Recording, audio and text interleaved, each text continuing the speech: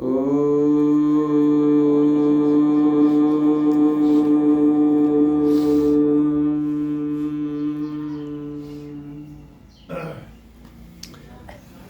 उपस्थित यज्ञ प्रेमी सज्जनों, माननीय मातृशक्ति भाइयों बहनों, प्यारे बच्चों, सर कि हमारा प्रकरण चल रहा है कि 5 जो क्लेश हैं जिनके द्वारा हमें संसार के बंधन में बंधना पड़ता है, जो जन्म मृत्यु को देने के कारण हैं, उनको हमें अपने जीवन से दूर करना चाहिए। उनमें अविद्या, अस्मिता, राग, द्वेष, अभिनिवेशा, पंचक्लेशा, ये 5 क्लेश हैं। अविद्या इनकी मूल जननी है। उसके द्वारा अविद्या होने पर ही अस्मिता, राग, द्वेष आदि पैदा होते हैं। तो आगे जो क्लेश बताया है वो बताया है राग। राग कहते हैं सुखानुसई रागः, यानी जो भी संसार में हम वस्तु पदार्थों के द्वारा सुख भोगते हैं, सुख भोगने के बाद में जो उसका संस्कार हमारे अंदर जमा हो जाता है और उस सुख को पाने की हमारी पुनः पुनः फिर इच्छा पैदा होती है, उसको राग कहते हैं। चाहे वो चेतन प्राणियों के द्वारा, माता पिता के द्वारा, पति पत्नी के द्वारा, पुत्र आदि के द्वारा कुछ सुख मिला हो, उस सुख को पुनः पुनः उनसे पाने की इच्छा राग बन जाती है। या मकान से, जमीन से, धन से, भोजन से, वस्त्रों से, गाड़ी से, बंगले से, इन संसार के प्राकृतिक भौतिक जड़ पदार्थों से भी जो हमें सुख मिलता है, उस सुख को पाने की पुनः इच्छा हमारे अंदर जो पैदा हो जाती है, उसको भी राग कहते हैं। और ये राग जो है क्लेश माना जाता है, ये दुख माना जाता है, बंधन का कारण माना जाता है। क्योंकि जो भी हमें किसी पदार्थ से सुख मिला है, वह सुख पुनः पुनः बार बार हमें मिल जाए ये संभव नहीं है। और जब वो नहीं मिलेगा तो फिर दुख पैदा होगा, अशांति पैदा होगी। इसीलिए इसको क्लेश में गिना गया है और बंधन का कारण माना गया है, जन्म मृत्यु का कारण माना गया है। हम संसार के इन पदार्थों का उपयोग तो लें पर उनमें सुख की अनुभूति ना करें। ऐसा सभी विद्वानों का, योगी साधकों का अन्वेषण है। आप प्रयोग लीजिए, मकान का प्रयोग लो, वस्त्रों का लो, भोजन का लो, गाड़ी का लो, माता पिता, पति पत्नी, बच्चे आदि का लीजिए, पर उनके द्वारा सुख को आप अनुभव मत कीजिए, सुख लेना मत चाहिए, प्रयोग कीजिए। आप कहेंगे भाई प्रयोग भी करें और सुख ना लें, ऐसा कैसे हो सकता है? ऐसा हो सकता है अगर हम उसको थोड़ा सा ज्ञान पूर्वक प्रयोग करें तो। जैसे आप जो है कहीं यात्रा करते हैं और गाड़ी में बैठते हैं, तो आपका लक्ष्य केवल ये होता है कि इस गाड़ी का प्रयोग मैं अपने गंतव्य स्थान तक कर रहा हूँ। बहुत ज़्यादा बस में, ट्रेन में बैठ कर के सुख अनुभव नहीं करते, यात्रा करते हैं और जैसे ही अपने स्थान पर उतर जाते हैं, फिर उस गाड़ी से पुनः आपको कि ये सीट, वहाँ बैठना उठना मेरा कितना अच्छा था, मुझे पुनः मिले, ऐसी कोई आशा, विश्वास, कोई इच्छा आपकी होती नहीं है।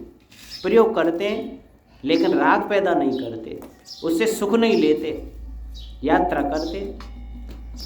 वैसे ही आप मैरिज होम वगैरह, शादी विवाहों में, इनमें जाते हैं, 1 रात 2 रात जो भी उनका प्रयोग करते हैं, लेकिन उसे छोड़ने के बाद पुनः फिर उसे पाने की कोई इच्छा नहीं होती कि कितना आनंद था मैरिज होम में, कैसे बढ़िया रहे थे, वो पुनः हमें मिले, ऐसा कुछ नहीं होता है। प्रयोग करते, बहुत सी जगह हम प्रयोग करते हैं पर उसमें राग पैदा नहीं करते। सड़क पर चलते हैं, रास्तों पर चलते हैं, प्रयोग करते हैं पर उसमें आसक्ति पैदा नहीं करते, राग पैदा नहीं करते। और बहुत सारी जगह जहाँ राग पैदा कर लेते हैं वो हमारे लिए दुखदाई माना गया है। ऋषि कहते हैं जो चीज़ हमसे जुड़ी है उसका वियोग अलग होना जरूर होगा। जो चीज़ जन्मी है उसकी मृत्यु अवश्य होगी। जो चीज़ आज प्राप्त है वो बिछुड़ेगी जरूर। ऐसा दिमाग में रखने से राग रूपी ये दुख जो है, क्लेश जो है वो हमसे छूट जाता है। इसलिए योगी साधक लोग संसार की वस्तुओं में कोई राग आसक्ति पैदा नहीं करते हैं। दूसरा है द्वेष। द्वेष कहते हैं दुखानुशयी द्वेषः। जिस वस्तु पदार्थ स्थिति से हमें दुख मिल गया है, कष्ट मिल गया है, उससे हमें द्वेष हो जाता है, उस पर क्रोध बुद्धि हो जाती है, उस पर गुस्सा आने लगता है, उसे दूर हटाने की कोशिश करने लगते हैं हम। ये भी राग की तरह ही है। कोई हमें कष्ट मिलाए, दुख मिलाए, तो ये समझिए कि ये दुख भी हमेशा नहीं रहेगा। जैसे सुख और सुख के साधन हमेशा नहीं मिलते, वैसे दुख और दुख के साधन भी हमेशा हमारे पास नहीं रहेंगे, ये भी हट जाएंगे। क्योंकि संसार की कोई चीज़ स्थायी नहीं है, नित्य नहीं है, परिवर्तनशील है। जब सुख के साधन परिवर्तनशील है तो दुख के साधन भी परिवर्तनशील है, वो भी हमेशा नहीं रहेंगे। इन दोनों का समाधान ऋषि दयानंद ने दिया है। इतना समझ लेना चाहिए कि आज है तो अपना प्रयोग कर लीजिए, परंतु उसमें बहुत ज़्यादा गहराई से आसक्ति मत डालिए, ना दुख में डालिए ना सुख में डालिए, तो आप एक अविद्या से छूट जाएंगे और जन्म मरण के चक्कर से बच जाएंगे। वैसे संसार में देखा जाए तो वैरागी आदमी ही सुखी होता है और इस मनुष्य जीवन का लाभ उठाता है और जन्म मृत्यु के चक्र से छूटता है। और जो रागी आदमी है, आसक्ति पैदा करेगा, वो इस जीवन में भी दुखी रहेगा और अन्य अनेक जीवन पैदा कर लेगा, दुखदायी जीवन उत्पन्न कर लेगा। राग से, द्वेष से, जीवन में राग और द्वेष जिंदगी में चलता ही रहता है। थोड़ा सुख मिला तो राग हो गया, थोड़ा दुख मिला द्वेष हो गया। जितना 50, 60, 70, 80 वर्ष जीते हैं, राग द्वेष का इतना पहाड़ इकट्ठा कर लेते हैं हम अपने अंदर कि उनके द्वारा पता नहीं कितने जन्म और भोगने पड़ते हैं। उस राग द्वेष के पहाड़ से, बंडल से कितने दुखदाई जन्म भोगने पड़ते हैं, इतना हम इकट्ठा कर लेते हैं और हमें पता चलता नहीं है दिन में कितना राग और द्वेष के द्वारा अपने अंदर बसा लेते हैं। इसीलिए थोड़ा सा वैरागी होकर के रहना चाहिए। ऐसा मत समझो कोई साधु महात्मा ही वैरागी होते हैं।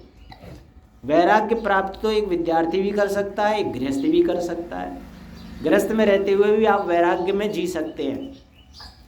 भर्तृहरि ने एक श्लोक दिया है, ऐसा सोचने वाले वैरागी संसार में सुखी रहते हैं।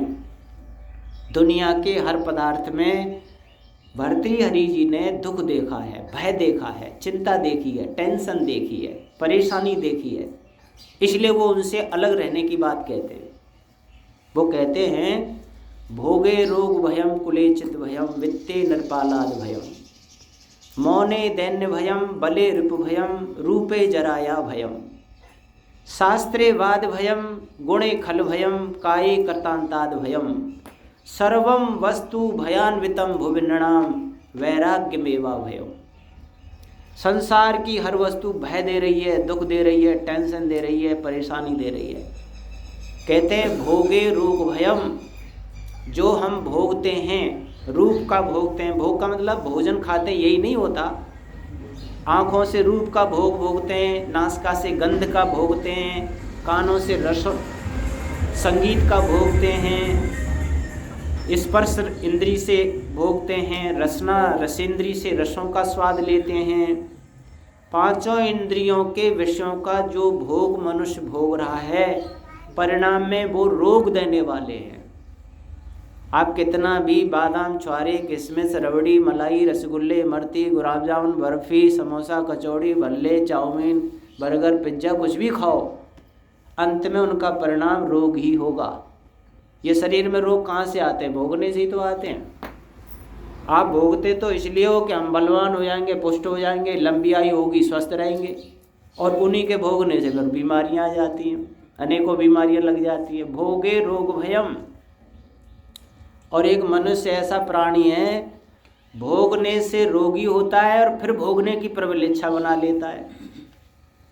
पशु पक्षी जितने भी हैं, अगर वो रोगी हो जाए तो सबसे पहले भोगना छोड़ते हैं वो। आपके घरों में गाय भैंस आदि पालते हैं और उनके कोई तकलीफ हो जाए, रोग हो जाए, तो चारा चरना छोड़ देंगे। सबसे पहले चारा नहीं खाएंगे, पानी नहीं पिएंगे, गुमसुम रहेंगे। कितना भी हरी घास डालो, कितना भी दाना डालो, कितना भी कुछ भी डालो, पर मुंह नहीं मारेंगे जब तक स्वस्थ नहीं हो जाएंगे। और ये मनुष्य बीमार होगा, डॉक्टर के पास जाएगा, डॉक्टर से पूछेगा महाराज क्या है देखना, तो उन्होंने कहा ये दवाई लेना। कि बोले खाऊं क्या? खाने की पहले पूछेगा। अरे भाई खाने से तो बीमारी हुआ है। आयुर्वेद कहता है भाई 3 दिन 4 दिन भोजन छोड़ना पड़ेगा, और ये दवाई लोगे तो स्वस्थ हो जाओगे। एलोपैथी वाले क्या कहते हैं? झिक के भोजन करके तब गोली लेना मेरी, क्योंकि गोली लेगा ये थोड़ी देर के लिए वो रोग दब जाएगा, फिर भोजन करेगा ये दाब के, गोली उस रोग को दबा देगी, फिर ये बीमार होगा, फिर मेरे पास आएगा, फिर मेरी फीस बनेगी, फिर मेरी दवाई बिकेगी, मेरा धंधा चलता रहेगा, रोटी खा दाब के और गोली लेता जा। एलोपैथी चाहती है अपना धंधा, आयुर्वेद कहती है भाई भोजन छोड़ देना अगर तो स्वस्थ होना है तो, क्योंकि प्रकृति कह रही है। पशु पक्षी सारे भोजन छोड़ रहे, पर ये मनुष्य क्या करता है, जिससे बीमार होता है उसको ही बार बार खाने का राग है ना, उसका आसक्ति बन गई है, खाने की एक आदत बन गई है कि भाई खाना जरूरी है, फिर नहीं खाएंगे तो क्या होगा, और उससे बीमार भी होता चला जाता है।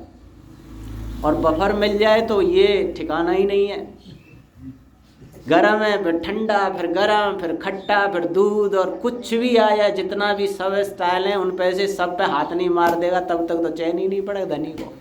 और फिर आकर के बफरेगा, फिर गैस बनेगी, फिर सिर में चढ़ेगी, फिर खट्टी डकार आएंगी, फिर एसिडिटी बनेगी, और भाई चलो डॉक्टर के पास, क्या हुआ, फिर डॉक्टर जा करके दवाई दूरी देगा।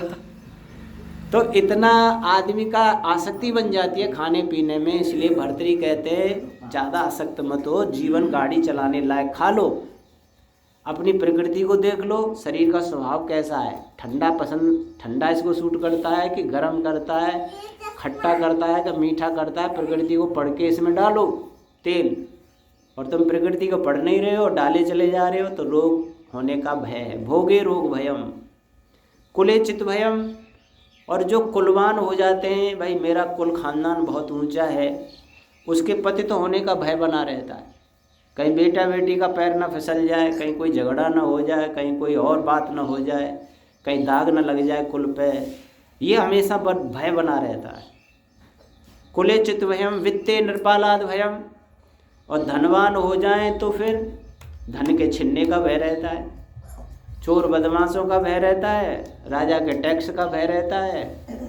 धनी व्यक्ति को भी हर समय भय रहता है। आप ये न समझें कि वो धनी आदमी बहुत निर्भय हो जाता हो, मेरे पास इतना धन है, मुझे कोई चिंता फिक्र नहीं, मेरा कुछ नहीं बिगड़ेगा। ज़्यादा भयभीत रहते हैं धनी लोग, क्योंकि इतना धन आ जाता है, उसकी व्यवस्था करने में भी बहुत सारी समस्याएं आ जाती हैं। आजकल तो बहुत ज़्यादा वो चल रहा है। एक सेठ जी जो है बाड़ी में था, एक सेठ जी, वो थोड़े से बीमार से, मैंने कहा थोड़ा घूमने जाया करो सेठ जी, भ्रमण करने के जाया करो, 5-6 किलोमीटर स्वस्थ रहोगे। वो साहब घूम नहीं सकते, हम छत पे ही थोड़ा बहुत घूम सकते हैं। मतलब क्योंकि अपहरण होने का डर रहता है, अब कोई पकड़ेगा, गाड़ी में डाल ले जाएगा, बच्चों से होगा 20 लाख रुपये दो तो सेठ जी को देंगे। बोला धनी होने का भी बड़ा मुश्किल है, स्वतंत्र नहीं रह सकते हैं, सरेआम नहीं घूम सकते, और बहुत से टैक्सों का भी रहता है साहब। मैं एक आर्य समाज मंदिर में था, वहाँ खैर में, तो वहाँ के जो प्रधान थे वो सेठ जी थे, तो उनके 2 बोरी लाद के लाए मूड पे। मैं कही इसमें क्या है? बोला अंदर शास्त्री जी में क्या है? बोले इसमें पुराने कागजात हैं, मुझे ऐसा लगा कि छापा पड़ने वाला है, तो हम बही खाते पूरे। बोले ये बही खाते ने रख के जा रहा हूँ यहाँ पर। कई बार छापे पड़ने का डर रहता है, हर समय कहीं ना कहीं भय बना ही रहता है। देखो ऐसे नहीं कह रहा मैं सेठ जी का मतलब जो धनवान लोग होते हैं, वो कोई भी हो, कोई भी हो सकता है। राजा के टैक्स का, उसका बहुत भारी बीमारियां हैं पैसे की, इसलिए उतना लिमिट में पैसा कमाओ जितने से जीवन चलता रहे, जैसे जैसे सांसारिक आवश्यकताएं पूरी हो जाए। बहुत ज़्यादा धन कमाने भी टेंशन की जड़ है, परेशानी है उसमें भी। इसीलिए वित्ते नृपालाद भयम, ये भर्तृहरि जी कह रहे हैं, भाई मैं नहीं कह रहा हूँ।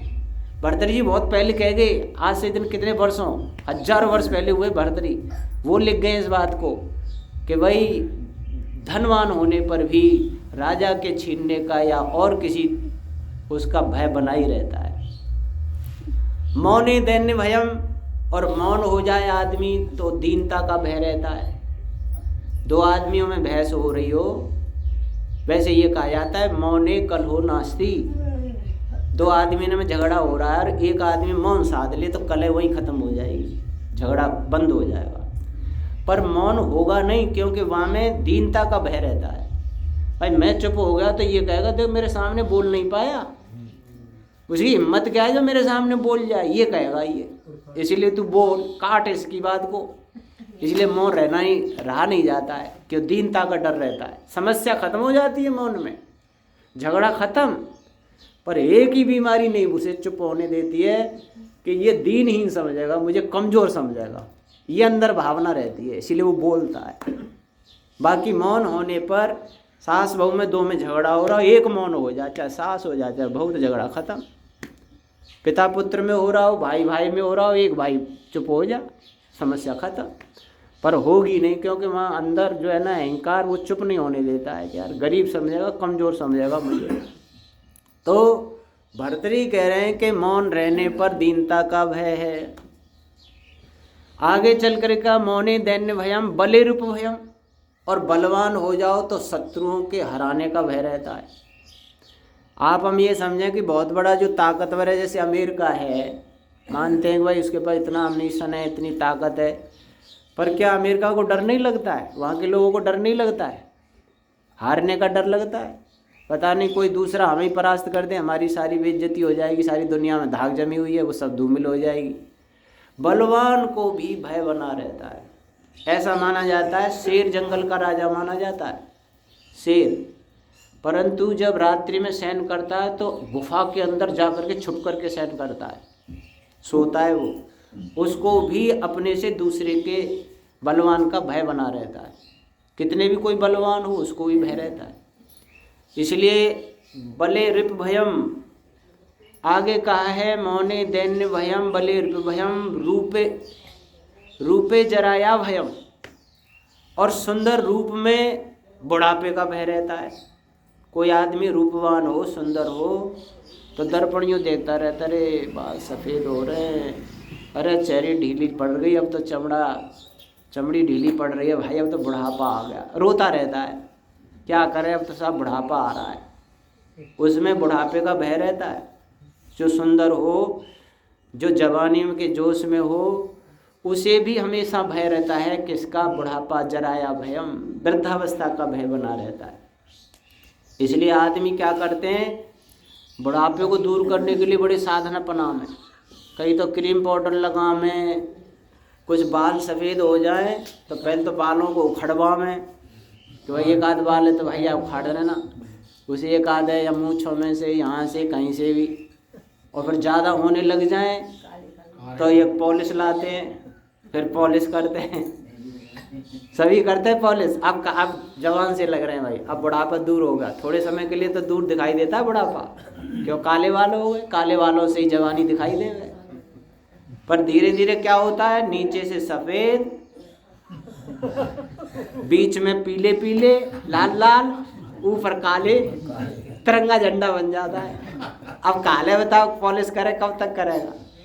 तो फिर भी पर सोचता है कि बुढ़ापा दूर होगा, थोड़ी देर के लिए संतुष्टि तो हो ही जाती है, पर बुढ़ापा का भय हमेशा बना रहता है, ये निश्चित बात है। आगे का है शास्त्रीवाद भयम, और शास्त्रीय आचार्य है जाए, ज़्यादा विद्वान है जाए तो वाद विवाद में हारने का भय रहता है, कहीं कोई परास्त ना कर दे, कहीं ऐसा प्रश्न पूछ जाए कि मेरे से बते ही ना भाई।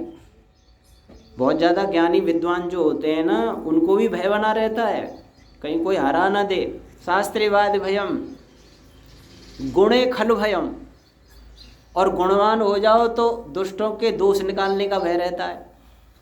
अब कोई आदमी थोड़ा ईमानदार है, सत्यवादी है, और उसे तुम्हें कहो बेईमान आदमी है, झूठा है बिल्कुल, तिलमिला जाएगा अंदर, यार मैं इतना सत्यवादी और मुझे झूठा कह रहा है, मैं ईमानदारी से जीता हूँ, देखो बेईमान कह रहा है। जो भी आदमी गुणवान है उसे दूसरे लोगों के दोष बताने का भय रहता है, और थोड़ा सा बता दे तो वो अंदर से हिल जाता है। गुणे खलवयम काये कृतांताद भयम। और इस शरीर में बुढ़ापे का भय रहता है, यानी कि मरने का भय रहता है, नष्ट होने का भय रहता है। हमेशा सबको इस बात का भय बना रहता है, चींटी से लेकर हाथी पर्यंत बना रहता है, मनुष्यों को, विद्वानों को भी। आगे भी आएगा मरने का भय की बात, तो आगे क्लेश दिया जाएगा। पर यह भर्तृहरि कह रहे हैं शरीर में मृत्यु का हमेशा भय बना रहता है। सर्वम वस्तु भयान्वितम भुविनृणाम। दुनिया में सारी वस्तुएं भय दे रही हैं, दुख दे रही हैं, क्लेश दे रही हैं। वैराग्य मेवा भयम। केवल अभय रहता है, निर्भय रहता है वैरागी आदमी। वैरागी आदमी का मतलब है जिसको संसार और संसार की वस्तुओं में कोई आसक्ति नहीं है, केवल ईश्वर में है। जो ईश्वर से प्रीति जोड़ लेता है और संसार से विरक्ति, वही दुनिया में निर्भय होकर के जी सकता है, और कोई जी नहीं सकता। चाहे कितना भी धन कमा लो, चाहे बल कमा लो, चाहे शक्ति कमा लो, चाहे संतान पैदा कर लो, चाहे कुल खानदान वाले बन जाओ, कितने भी भय से मुक्त नहीं हो सकते, दुख और क्लेश और कष्ट से मुक्त नहीं हो सकते, जन्म मृत्यु के चक्र से नहीं छूट सकते। केवल विरक्ति, संसार से विरक्ति हो और ईश्वर में अनुरक्ति हो, प्रगाढ़ प्रेम हो भगवान में, तो आप यहाँ भी निर्भय होकर जियोगे और अगले जन्म मरण के चक्र से बच जाओगे। मुक्ति का जैसा आनंद फिर उस समय हमें प्राप्त होगा।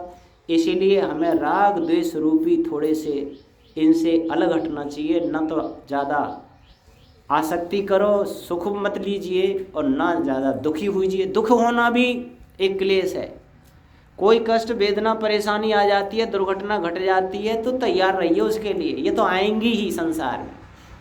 संसार में जन्म लिया है तो ये घटनाएं हमारे साथ घटित होंगी ही। जन्म होंगे, मृत्यु होंगे, एक्सीडेंट होंगे, बीमारियां होंगी, नफ़ा नुकसान होंगे, बिछुड़ेंगे लोग, जुड़ेंगे लोग, घर मकान टूटेंगे, गाड़ियां टूटेंगी, सब कुछ होगा। ऐसा कौन सा है जो संसार में दुर्घटना हो रही है वो हमारे साथ नहीं हो सकती? क्योंकि हमने जन्म लिया है। जन्म इसलिए लिया है कि ये घटनाएं घटित होंगी। अगर हम घटना ये नहीं घटित हों और बहुत अच्छे होते तो मुक्त हो जाते, फिर यहाँ आते ही क्यों? यहाँ आए ही दुख सुख भोगने के लिए। तैयार रहो उसके लिए। आएगा ठीक है, दुख में दुखी नहीं होना है, सुख में सुखी नहीं लेना, चटकारे नहीं लेने। भोजन आ जाए तो गाड़ी को चलाने के लिए खा लो, मज़ा आ गया, बहुत बढ़िया भोजन मिला, 6 महीने बाद इतनी बढ़िया भोजन मिला, ऐसा मत कहो। जो मिल जाए वो ठीक है, गाड़ी में डाल लिया, ये रथ चल जाएगा थोड़े समय के लिए। जो वस्त्र मिल जाए वो पहन लो, जो साधन रहने सहने के मिल जाए वो उसमें प्रयोग कर लो, पर उसमें चटकारे मत लो, मज़े मत लो, नाचो कूदो मत। सामान्य रूप से जो रहेगा और ईश्वर से थोड़ा जुड़ के रहेगा, समझ लीजिए वो दुनिया में निर्भय, आनंद और सुखी रह सकता है। ओम शम धन्यवाद।